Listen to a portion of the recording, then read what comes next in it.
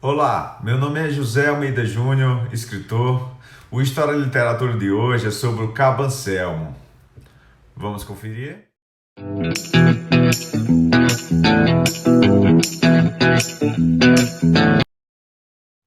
José Anselmo dos Santos, também chamado de Cabo Anselmo, ficou conhecido durante a Revolta dos Marinheiros, em março de 64. Ele era presidente da Associação dos Marinheiros e lutava por direitos básicos dos marujos, como estudar, se candidatar às eleições e até mesmo se casar.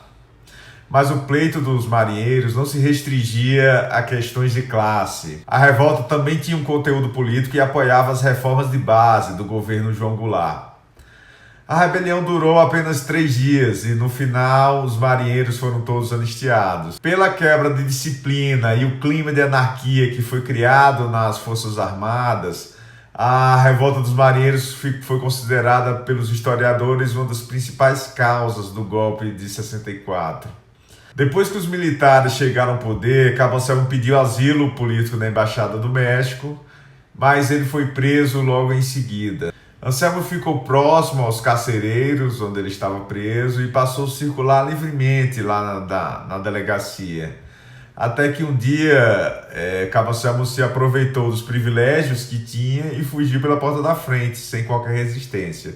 Ele foi para o Uruguai e se incorporou ao movimento nacionalista revolucionário que Leonel Brizola tentava organizar como uma forma de resistência aos militares. Como Cabo Anselmo era um membro da Marinha, Brizola achava que ele poderia desempenhar um papel importante no enfrentamento aos golpistas. Brizola enviou Cabo Anselmo a Cuba para fazer o treinamento de guerrilha, mas como a resistência organizada por ele não foi adiante, o Cabo Anselmo continuou por lá em Havana no seu treinamento. Depois de 3 anos em Cuba e conhecendo os principais membros dos movimentos revolucionários, Anselmo voltou ao Brasil para tentar a luta armada na Vanguarda Popular Revolucionária, mais conhecida como VPR. A VPR era uma das principais organizações de esquerda no país.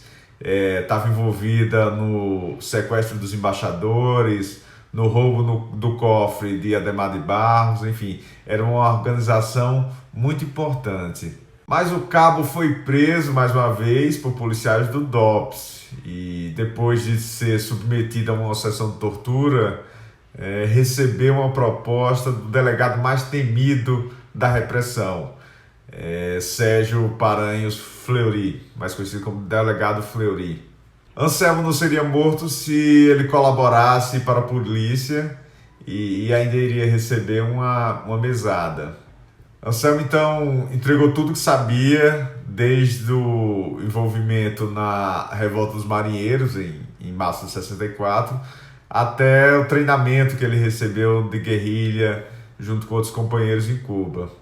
A relação entre Anselmo e o delegado Fleury iria se estreitar e ele mudaria definitivamente de lado. Agora ele se tornaria um agente da repressão. No jargão revolucionário, ele passaria a ser um cachorro. E o seu trabalho de delação resultou na morte de dezenas de outros companheiros. O Cabo Anselmo se via como isca, ele marcava encontros entre militantes, e eles eram presos logo em seguida e levados para Paus de Arara, Casa da Morte em Petrópolis, onde depois de mortos eles tinham os corpos incinerados. Em um desses encontros foi com Clemente, um militante muito conhecido por nunca ter sido preso.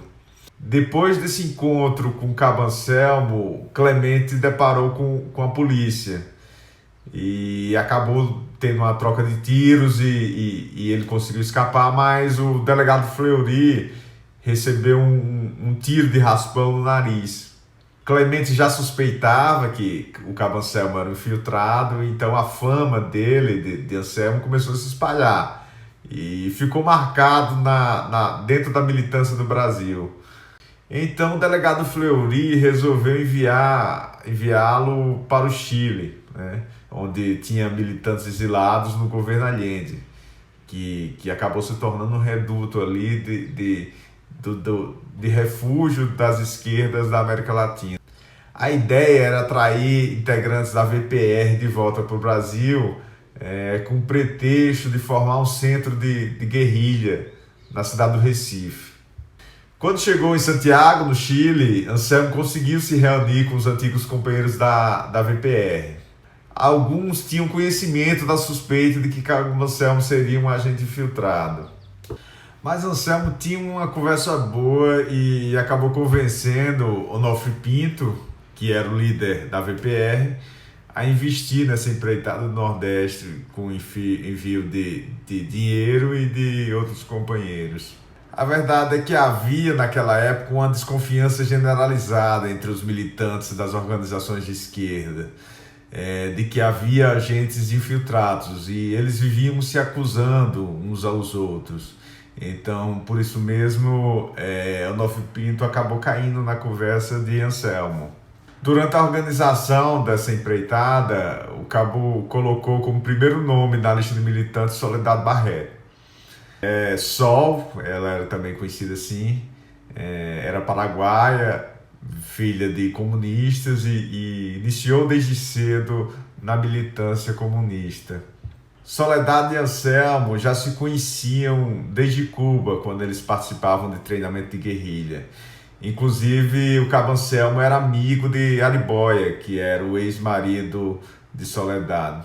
A partir de fevereiro de 1972, os militantes da VPR começaram a chegar ao Recife. Além de Soledad, faziam parte da missão Jarbas, Eudaldo, sua namorada Pauline Restu, José Manuel e Evaldo. A ideia era atrair mais militantes, inclusive de outras organizações. Se o plano desse certo, significaria desmobilizar a esquerda armada no Brasil. Logo que essa turma toda chegou no Recife, Soledad e Anselmo começaram a namorar. O irmão mais novo de Soledad, Jorge Barreto, também chegou ao Recife para fazer parte do grupo. Ele começou a servir de pombo-correio, a levar cartas de Anselmo para Onofre, em Santiago, e além disso fazia o transporte de dinheiro entre a organização no Chile e o Recife. Anselmo converteu o aparelho num grande centro de informação do DOPS, com escutas telefônicas, microfones instalados nas casas. Enfim, todos que frequentavam o aparelho eram seguidos e vigiados.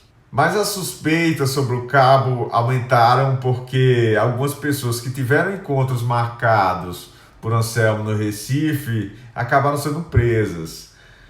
Além disso, ele tinha sido convocado para comparecer a Santiago para se defender das acusações de ser um cachorro, mas ele sempre se recusava e mandava o irmão de Soledad. Onofre então tomou uma decisão e deu 2 cartas a Jorge Barreto. Uma deveria ser entregue a Anselmo e exigia que, mais uma vez, que ele viajasse imediatamente para Santiago e prestasse esclarecimentos. A outra carta deveria chegar às mãos de qualquer outro companheiro da VPR e ordenava a evacuação imediata da área. Caso não conseguisse encontrar nenhum outro companheiro, Jorge deveria entregar a carta à sua irmã, a Soledad. Mas essa carta deveria ser entregue sem que Anselmo soubesse. Depois de uma semana no Recife, Jorge não conseguiu entregar a segunda carta a nenhum outro companheiro. Então ele acabou entregando à sua irmã. Soledad concordou em não mostrar a carta para Anselmo, mas ela não cumpriu a palavra e mostrou a carta ao companheiro dela. Anselmo negou mais uma vez as acusações e colocou a culpa de tudo em agentes infiltrados que queriam derrubá-lo. Como estava prestes a ser revelada a traição de Anselmo, e ele próprio corria perigo de ser executado pelos outros militantes, os agentes do DOPS resolveram agir. No dia 7 de janeiro de 1973, José Manuel foi o primeiro a ser preso. No mesmo dia, Jarbas se encontrou na praia de Boa Viagem com alguns companheiros de outra organização e eles informaram que Anselmo era um agente infiltrado. No dia seguinte, Jarbas foi levado por 2 homens quando dava seu expediente normal na livraria onde ele trabalhava. Ainda na noite de 7 de janeiro, Eudado e Pauline, que namoravam, notaram que uma movimentação estranha próximo à granja de São Bento, onde eles moravam, e eles fugiram, né? Fugiram às pressas e foram se encontrar com Anselmo. Eles estavam muito nervosos, com medo de serem pegos, mas o cabo Anselmo os acalmou e garantiu que ele iria começar um plano de fuga. No dia seguinte, Anselmo, Soledade, Pauline e Eudaldo foram ao centro de Recife. Eles estavam no Fusca. Anselmo parou o carro e eles se dispersaram no centro. Eudaldo foi a um hotel, a uns quarteirões do local onde o carro estava, trocar cruzeiros por dólares para organizar a fuga, mas ele foi preso lá. Anselmo e Jorge saíram do Fusca e se sentaram num bar. Anselmo fez um gesto como se tivesse avistado um amigo de passar e disse a Jorge: espera aqui que eu vou buscá-lo. E Jorge, quando ficou sozinho, foi preso também. Pauline e Soledade foram à loja, receberam dinheiro de umas peças de roupas que elas tinham deixado lá para venda, e 5 homens armados invadiram essa loja. Um dos policiais acertou Pauline com a coronhada na cabeça.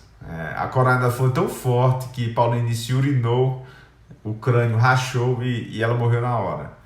Soledade ficou desesperada, mas foi presa também. Evaldo, o último militante da célula no Recife, também foi preso, mas em circunstâncias que até hoje não se sabem. À exceção de Jorge, irmão de Soledade, todos os militantes foram executados. No total foram 32 tiros, 14 deles nas cabeças dos militantes, muitos a queima-roupa. Jorge só escapou, ele só não foi executado porque usaram Jorge como artifício para tentar disfarçar a traição do cabo Anselmo, mas Jorge mesmo assim foi torturado e nessa tortura sempre se perguntavam pelo cabo Anselmo, para dar a ideia de que o cabo Anselmo teria fugido e ele não seria um agente infiltrado. Para camuflar a execução dos militantes, a polícia montou um cenário de uma suposta troca de tiros. Os corpos foram deixados numa pequena casa próxima à granja de São Bento. A brutal execução dos militantes da VPR em Pernambuco entrou para a história como o massacre da granja São Bento.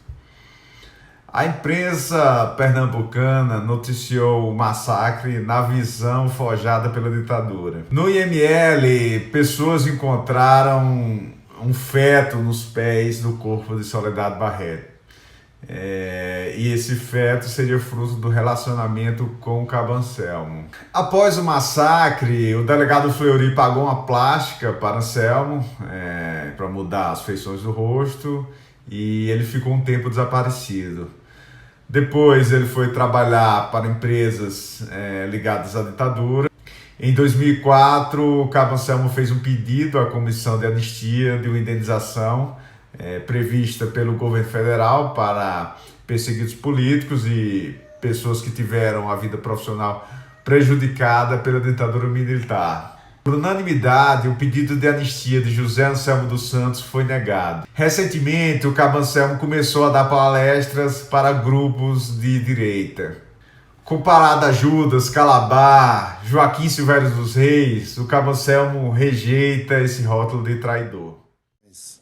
Da luta armada, dos movimentos armados que estavam no Brasil, eu de maneira nenhuma me considero traidor. Pelo contrário, eu tomei consciência no momento. Depois de conhecer um pouco mais da história do cabo Anselmo, vamos ver agora uma sugestão de leitura.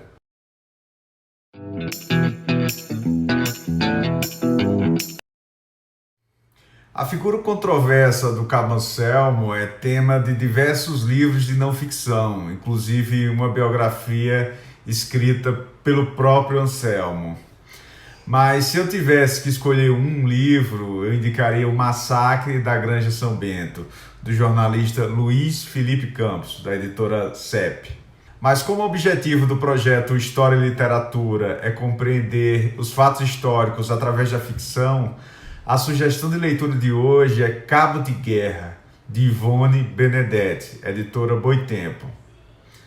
O livro não trata propriamente do Cabo Anselmo, mas de um caso fictício, de um personagem que também trai companheiros de militância para trabalhar como um agente infiltrado. O livro é escrito do ponto de vista do delator, que no livro não tem nome. Ele não tem uma visão, uma convicção ideológica quando vai entrar para essa organização de esquerda, mas ele acaba se envolvendo nessa, atraída por uma jovem com quem depois ele acaba se relacionando. Depois ele entrega os companheiros, inclusive essa namorada, né? Assim como o Cabo Anselmo. Então certamente há uma semelhança aqui entre a ficção e a realidade. O livro de Ivone Benedetti não é maniqueísta, não é partidário. O leitor até cria uma certa empatia com o delator do livro. Talvez seja essa a grande diferença entre a obra de ficção de Ivone Benedetti e o livro de memórias do Cabo Anselmo. Então fica aqui a recomendação: Cabo de Guerra, Ivone Benedetti, editora Boitempo. É um livro excelente, fácil leitura, instigante, e tenho certeza que vocês vão gostar. Se gostou do vídeo, deixe aqui a sua curtida e se inscreva no canal. Até a próxima.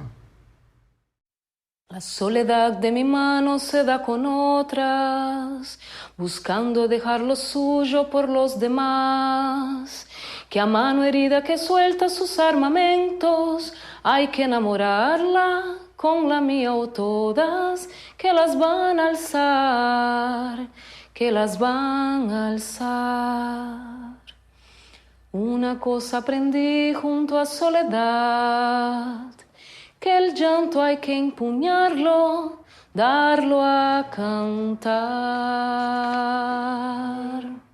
Otra cosa aprendí junto a soledad, que la patria no es un solo lugar.